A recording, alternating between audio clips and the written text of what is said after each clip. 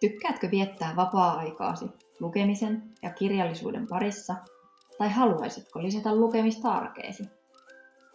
Haluaisitko löytää uusia kirjoja luettavaksi? Etsitkö uutta motivaatiota aktiivisemman lukemisen aloittamiseksi? Olet ehkä joskus haaveillut, että pääsisit jakamaan lukukokemuksiasi muiden kanssa ja syventämään lukemisen kautta syntyneitä ajatuksiasi ja tunteitasi. Haluaisimme esitellä sinulle ajatuksen lukupiiristä, jonka parissa pääsee tutustumaan uusiin sykähdyttäviin kirjoihin ja erilaisiin ihmisiin, ja jonka kautta voi löytää vertaistukea sydänterveyteen liittyvissä kokemuksissa.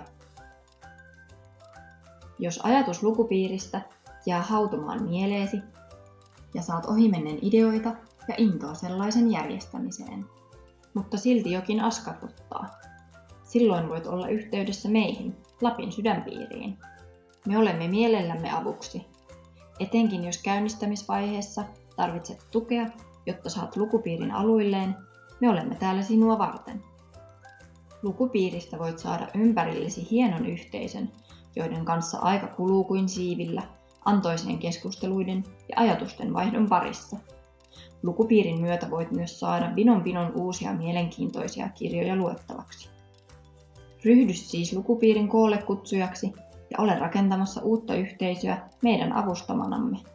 Lisätietoja saat osoitteesta sydän.fi/Lappi.